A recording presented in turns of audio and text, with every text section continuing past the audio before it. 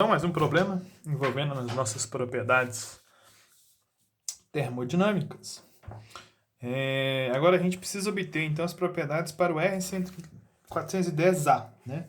Primeiramente aí nós vamos ter 600 kPa e 0,07 metros cúbicos por quilograma, né? Bom, para este primeiro item, né, nós vamos então descobrir qual estado que nós estamos, né? Esboçando aqui um diagrama PV.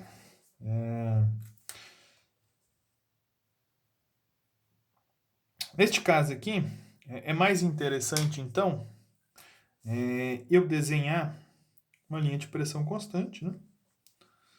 600 kPa. Bom, se eu for na minha tabela para o R410A, a minha tabela está organizada pela temperatura. Então, eu não vou encontrar valores redondos aí para 600 kPa, né? Porém, a minha tabela para o R410A, superaquecido, né? Ela está organizada aí por temperatura, né? Então, eu posso, por exemplo, nessa tabela, na tabela do vapor superaquecido, eu tenho as propriedades também do vapor saturado. Eu posso avaliar quanto que vale o volume nesse ponto. E aí, eu decido se ele está na região de saturação, né? Ou se ele está à esquerda desse ponto, né? Numa outra tabela, ou se ele está nesse ponto e à direita dele, eu estou na tabela correta, né? Então, quando o problema envolver um refrigerante e nos der pressão, frequentemente a gente vai iniciar pela tabela de vapor superaquecido, né? Então, tem aqui vapor superaquecido de R410A, né? Tabela aqui para 600, né? Vocês podem ver aqui que o volume neste ponto é de 0,04351.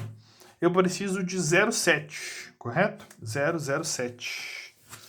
O problema me pediu 0,07. Então, eu tenho valores aqui crescentes. Se eu procurar nessa tabela, eu não vou ter aqui exatamente 0,7. 0,7 vai estar aqui entre 0,68 e 0,72, né? Então, eu vou precisar fazer uma interpolação, né? Nós vamos assumir, então, para fazer essa interpolação, que a gente tem nesse trecho aí, entre essas duas linhas, as propriedades variam linearmente, que aí vai facilitar para a gente fazer a nossa interpolação. Para mim fazer a minha interpolação, então, eu vou usar aqui essa calculadora. Normalmente essa calculadora é muito utilizada aí pelos alunos em sala de aula. Calculadora bem baratinha, né? Ela não tem muitas unidades. Existem outras calculadoras também um pouco diferentes. Muda um pouquinho o menu, mas o esquema de interpolação é bem similar, né? Eu preciso então interpolar entre essas duas linhas. Para mim fazer essa interpolação, eu vou colocar minha calculadora então no modo de regressão linear, ok? Ele vai aparecer aqui para mim em cima aqui, ó, um reg que ele está no modo de regressão. Então eu vou passar uma reta, né, entre pontos, né? Para mim passar uma reta eu preciso pelo menos de 2 pontos, né? É exatamente isso que nós vamos fazer. Como eu estou querendo, então, descobrir a temperatura, eu vou colocar aqui, eu vou entrar com os pontos ordenados x e y, separados por essa vírgula aqui, ó. Por esta vírgula aqui. Como eu estou querendo a temperatura e eu tenho o volume, né, eu vou colocar sempre a propriedade que eu quero no x e a propriedade que eu tenho no x e a propriedade que eu quero no y, né? Então, o primeiro ponto que eu tenho é este aqui, a 100, né? Que vai representar 0,68, né? Então eu vou inserir ele aqui na calculadora, né? 0,06877,100, ok? Eu vou dar um mais memória, tá vendo? Ele falou que eu tenho um dado, né? Eu tenho uma entrada. E o próximo, então, seria 0,7292,120, né? Mais memória. Pronto, agora eu tenho 2 pontos, eu já consigo, por exemplo, traçar essa reta por esses 2 pontos, né? Para mim traçar essa reta, eu vou vir aqui, então, no meu menu, né, de S variáveis, né, seriam, então, as variáveis aí que eu estou interessado, né? Primeiramente, ele vai me informar ali quanto que vale a média de x, desvio padrão de x, desvio padrão amostral de x, média de y, desvio padrão de y, desvio padrão amostral de y. O A e o B, né, a gente pode escrever aqui uma reta, por exemplo, pela expressão y igual a ax mais b. Essa aqui, então, seria o A e seria o B dessa equação, né? Ele pode levantar a curva para a gente. O R tem a ver, então, com quão próximo essa reta passou dos pontos. Como a gente tem 2 pontos, esse R vai dar 100%. E aqui eu tenho, então, as 2 variáveis que eu vou usar para interpolar. No nosso caso aqui, nós vamos usar o y circunflexo, né? Então, talvez você possa procurar no seu modelo da sua calculadora esta variável aqui, que é o y circunflexo, né? Eu vou voltar aqui pelo meu menu, mas antes de eu colocar o y circunflexo, eu preciso colocar o valor que eu quero, né? Então, meu valor que eu quero é 0,7, e aí sim, eu vou lá utilizar o y circunflexo, né? Então, eu quero esse valor de 0,7, eu quero que ele interpole em y para mim.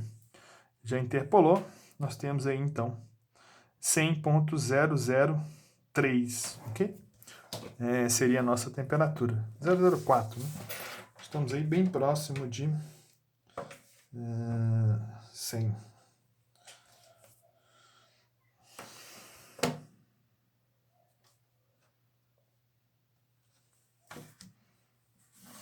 Então, na letra A, eu encontrei aí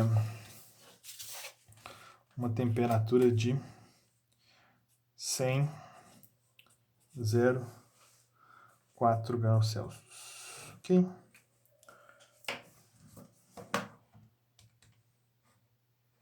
eu conferir aqui, que pode ser que eu tenha digitado algo errado.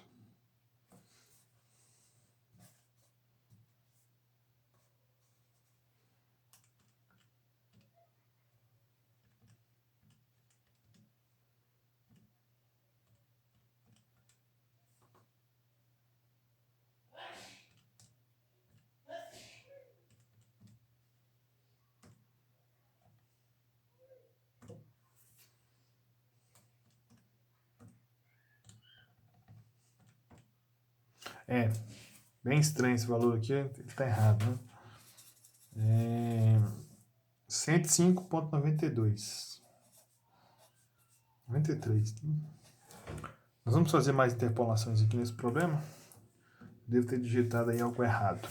Depois, bom, mas agora está correto, né? Está coerente.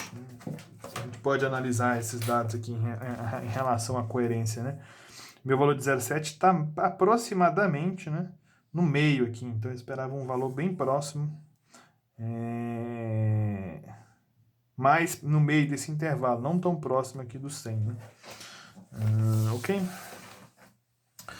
Bom, na letra B, ele pede então para a gente obter as propriedades a 400 e a 0,7, né? Aqui a gente vai fazer a mesma análise, né? Só que em vez de 600, nós vamos traçar a curva de 400.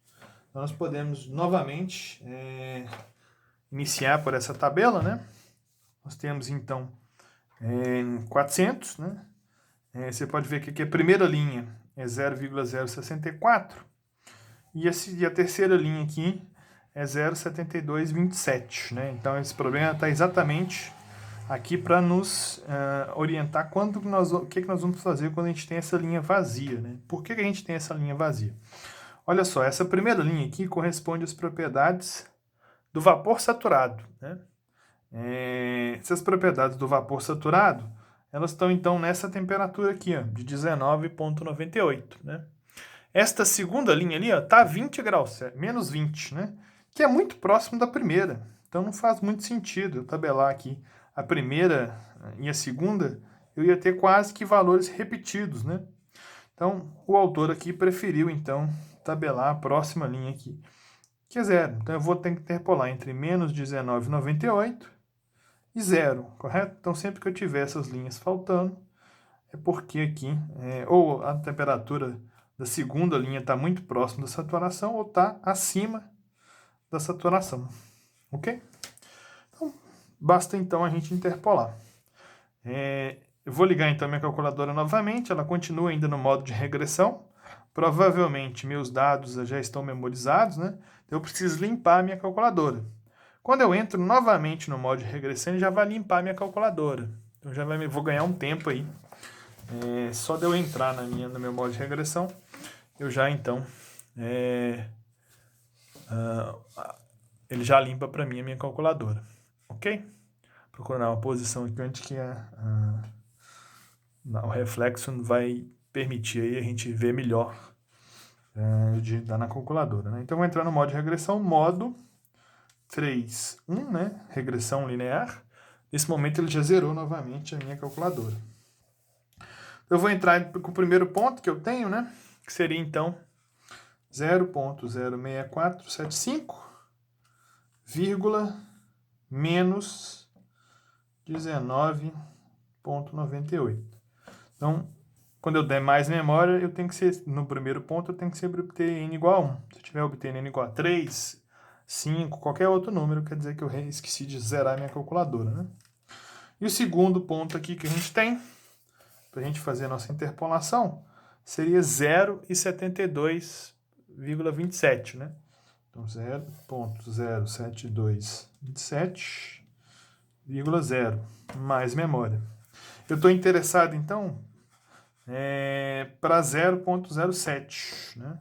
0.07, shift 2, tudo para a direita 2, né? Eu vou usar o y circunflexo. Isso me dá, então, uma temperatura de menos 6,03, né? Que está dentro desse intervalo, né? Entre 0 e menos 19,98, né? Então, está coerente aí esse dado, né? Então, nossa segunda temperatura aí é menos 6, né? Ok? E na nossa letra C, ele vai pedir, então, um volume específico para 530 kPa e 105 graus Celsius, né? Então, na nossa C, nós vamos fazer, então, o nosso diagrama. Agora a gente tem um conjunto diferente de propriedades, né? Temos pressão e temperatura. Aqui eu tenho, então, o esboço do meu diagrama. Vou desenhar aqui uma linha de temperatura constante, de 105 graus Celsius, ok?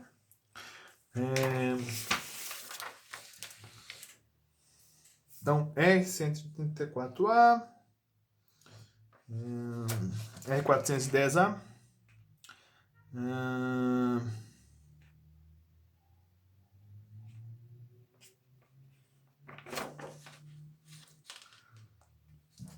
bom, primeiramente, né, vamos então avaliar aqui a nossa